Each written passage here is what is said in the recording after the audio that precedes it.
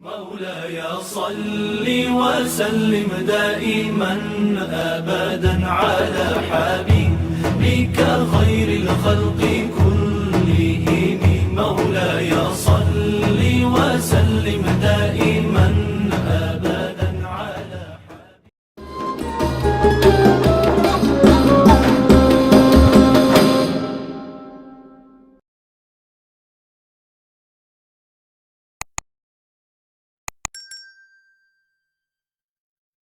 Terkait dengan pembahasan tayamum ini, yang perlu dipahami bahwa tayamum itu adalah alat bersuci sebagai rukhsah. Tahu rukhsah? Ada yang tahu namanya rukhsah? Rukhsah itu keringanan. Keringanan bagi orang yang tidak mampu atau uzur di dalam menggunakan air untuk bersuci. Dalilnya ada di dalam Al-Quran. Bismillahirrahmanirrahim. Ya ayyuhalladzina amanu idza kuntum ilas sholati faghsilu wujuhakum wa aydiyakum ilal marafiqi wamsahu biru'usikum warjulakum ilal ka'baini wa in kuntum junuban fattahharu wa in kuntum marda aw ala safarin aw jaa ahadun minkum minal ghaid aw lamastumun nisa falam tajidu ma'an fatayammamu sa'idan thayyiban famsahu biwujuhikum wa aydiyakum. Ini ayat sama dengan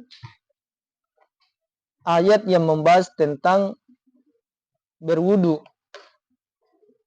Cuma kemudian di ayat ini, di bagian terakhir tadi, fatayammamu sa'idan tayyib famsahu biwujuhikum wa aydiyakum. Kalau di bab wudu, di ayat yang membahas tentang wudunya, faghsilu wujuhakum wa aydiyakum ilal marafiqi. Aydiyakum ilal marafiq. Sedangkan di sini, famsahu biwujuhikum wa aydikum.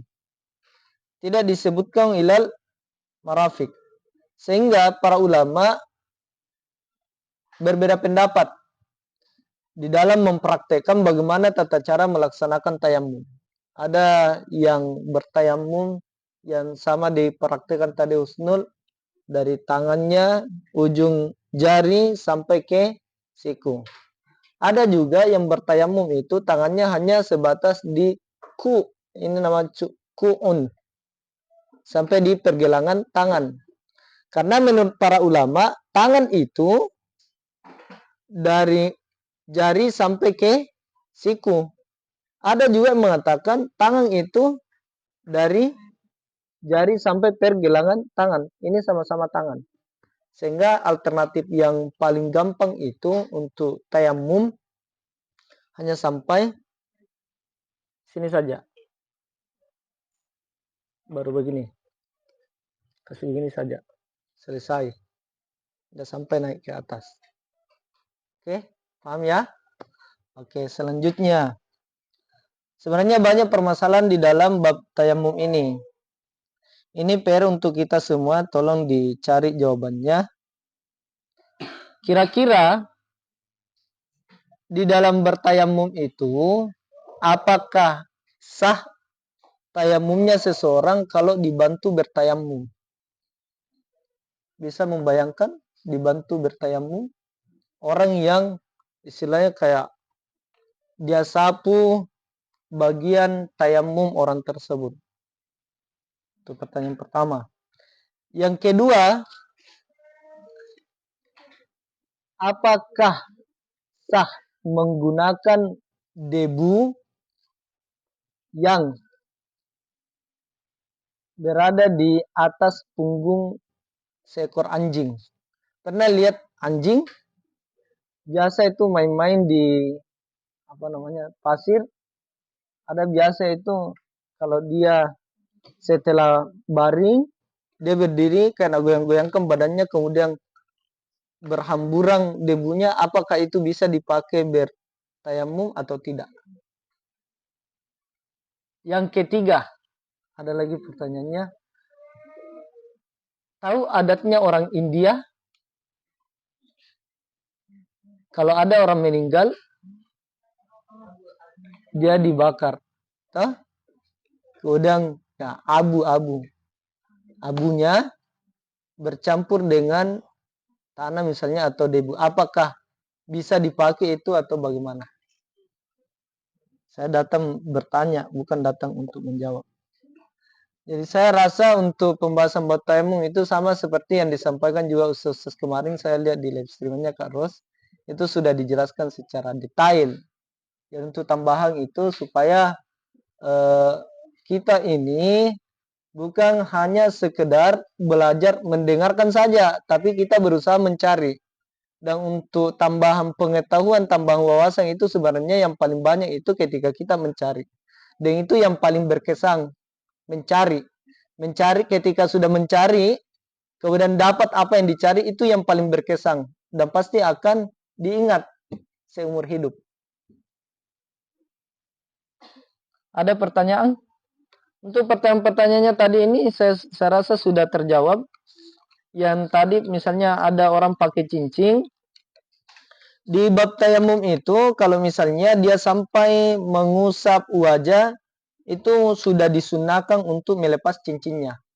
Tapi kalau sudah sampai mengusap tangan, sudah wajib hukumnya melepas cincinnya. Wajibnya wajib. Kalaupun misalnya ternyata cincinnya itu susah dilepas dan katanya tadi tidak bisa dilepas sama sekali karena mungkin bengkak tangannya tuh, saya bisa mungkin diputar saja cincinnya, yang penting dia bergerak. Karena diibaratkan ketika berwudu, diputar cincinnya supaya air bisa mengalir masuk ke dalam jari tersebut yang dibawa cincin. Apalagi? Ada yang masih apa nih? Kemudian lafaz surab itu dia isim jamid. Isim jamid itu tidak punya timbangan. Jadi dia bukan isim masdar simai. Masdar simai itu isim masdar yang didengar langsung dari orang Arab. Tidak ada timbangannya di kamus, di sarapa. Tidak masuk timbangan sarapa. Dia hanya didengar. Makanya disebut simai, yang didengar langsung dari orang Arab.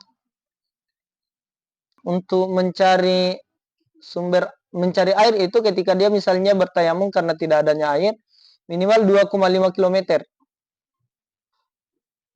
2,5 km. Jadi dia cari air itu sampai area 2,5 km. Kemudian kalau misalnya dia dapat air, ternyata air itu berada di rumahnya orang Seke, jadi dia dianggap tetap tidak ada air. Dia ada air tapi uzur, itu sama halnya dengan tidak ada air. Oke? Kemudian selanjutnya pertanyaannya siapa nih? Rita. Kalau misalnya ada orang bertayamum, terus ada di anggota tayamumnya itu luka, diperban, jadi cukup hanya dengan melewatkan saja sapuan di atas perban tersebut, tanpa melepas perbannya.